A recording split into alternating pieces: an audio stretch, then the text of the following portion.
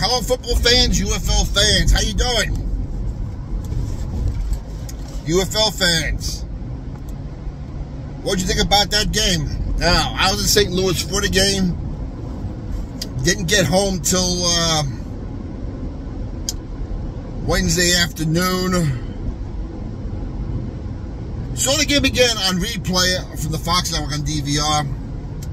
And I can honestly tell you, from watching the game there and watching it again the second time around, I didn't miss much by being at the game.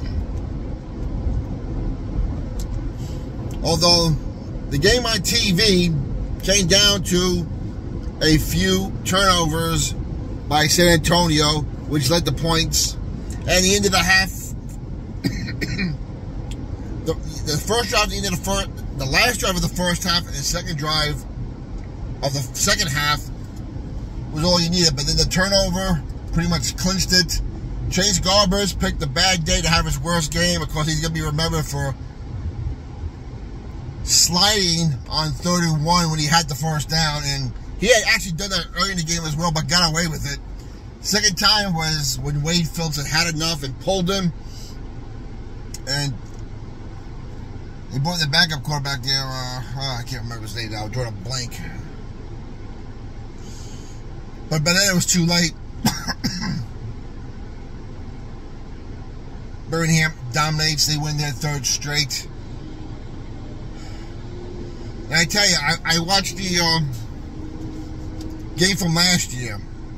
Now, even though St. Louis had more tickets sold for this game, there were definitely more people at the San Antonio game last year. And the atmosphere, when I watched it again, because I did do that, was a lot better in San Antonio than it was in St. Louis. As well as the previous two USFL championship games in Canton, Ohio, which had a very good atmosphere, but they all also played in a much smaller stadium. So, not going to discount that either. But this begs to ask the question of, should we just give the team the best record home field advantage? I thought this was the way to go from the get-go. Whether it was XFL 1, the AAF, and XFL 3.0. Listen, I don't want to hear it, but it's not fair. Blah, blah. You only have 8 teams, all right? They all play each other. Give the best team with the best record the home field advantage. And since everyone plays each other, let the one game be the head-to-head tiebreaker for the home field. It would make the regular season that much more important. And you can do that when you only have 8 teams at a 10-game schedule. Now, listen, I don't want to give any team an advantage, but hey, this is business, dude. I'm sorry. This is business. This is optics. Now, would the crowd have been any better as far as size in Birmingham? Oh, I believe so. I believe so. Even though it's hot and humid down there, even if the crowd had been the same, it would have been more enthusiastic than the one we saw in St. Louis.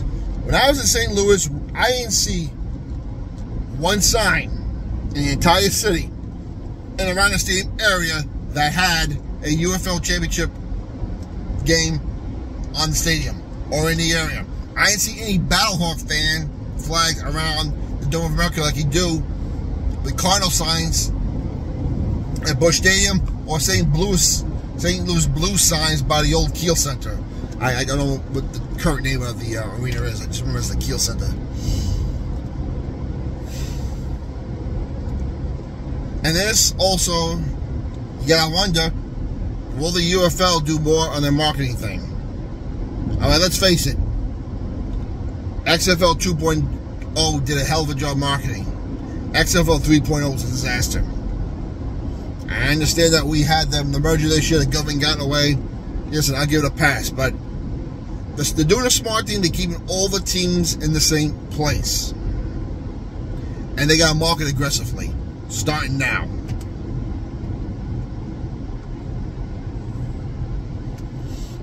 You don't have to go full blown right now. I mean, it is June, it's vacation season.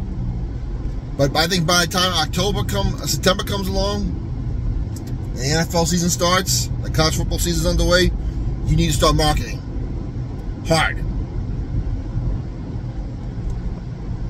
And they're going to keep the same 18s, no expansion. Good move. We don't need expansion. We don't. And no one's being relocated from their city, although they're still talking about relocating the Michigan Panthers to Ann Arbor and East Lansing, which I think is a terrible mistake. Especially if you're going to keep the start date next year the same, about March 29th, because we'll be playing games again into May and June. And as I saw in St. Louis, thank God that game was in a dome, because game day that day, it was 98 degrees and humid. Could you imagine that had been an outdoor stadium? And I'm telling you right now, they need to begin March 1st. I'm going to say it again. The weekend of February 15th and 16th.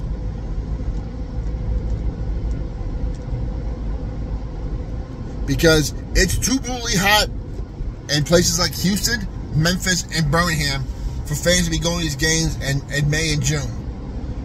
If you're going to end the season in the middle of May and it's a playoff game, that's one thing. But to go into Father's Day weekend, last game of the year in these areas, is too brutal. Now, there is going to be a neutral site next year. To me, it should be only one or two places, assuming they make the mistake in doing March 29th at starting date. One, it should be Audi Field in D.C., because we already tried San Antonio the first year. We were expecting fan turnout like we saw in the AAF, and that didn't happen. Then we went to the biggest fan base in St. Louis. And when St. Louis didn't make it, the fans didn't show up. Now you can say they're better or the team isn't in it. Listen, you had a chance to shine this week for the league. This would have been your biggest moment. As a St. Louis Battle Hawk group, but as a UFL group, which is just as important. But it has to be. So I say you got to put it in Audi Field next year. Now you say, oh, you'd just be a DC homer. No. Audi Field only holds 17.8 for football. 20,000 soccer, 17.8 for football.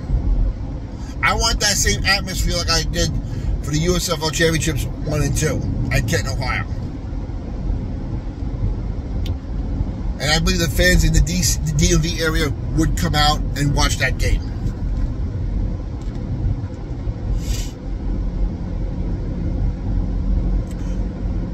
Or two, the only other place I would really consider is Ford Field in Detroit, assuming they leave the Panthers in Ford Field, which I think they should. Because if you're gonna have the game play on Father's Day weekend again, or around that time in June, Detroit could get just as high as St. Louis did. And you don't want fans, and you don't want these players playing that heat and humidity in the championship game.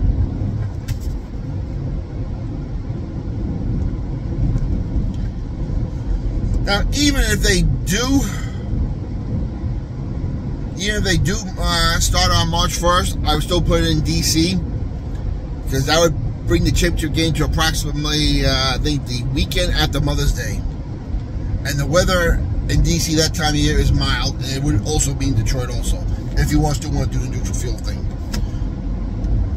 But if you're going to go... But if you want to make this a constant, the end of March starting time,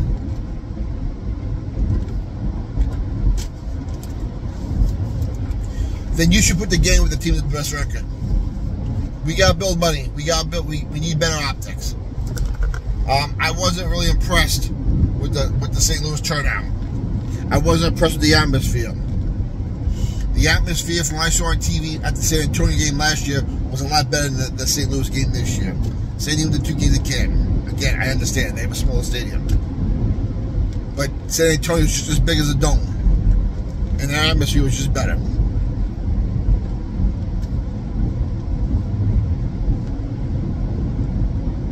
So that's my rant. what needs to happen next year. I think the two biggest things is marketing. We need to put more fans in the stands. Because the ratings were there. We had a 1.5 rating for the UFL Championship, which peaked out to just under 1.8.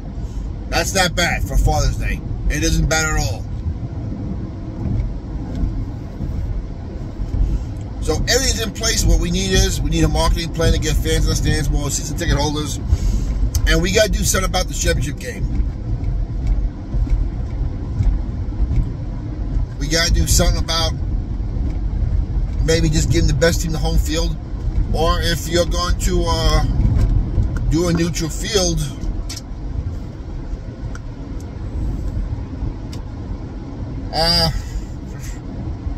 I still think you got to make the start of the season after the NFL.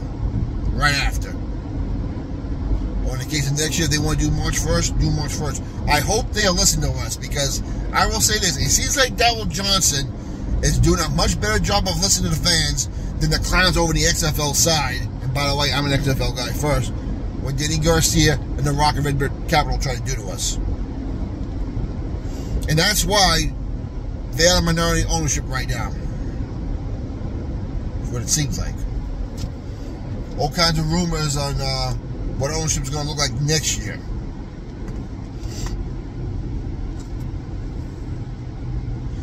But let me know what you think. Put your comments down below. I want to know your opinion. Like and subscribe to the channel. And for the love of football, guys, hopefully we'll see you soon. Any type of UFL news, I'll be back on, but we may not be talking till, I don't know. I guess around November when things start heating up and we find out more news. But until then, you all enjoy your summer.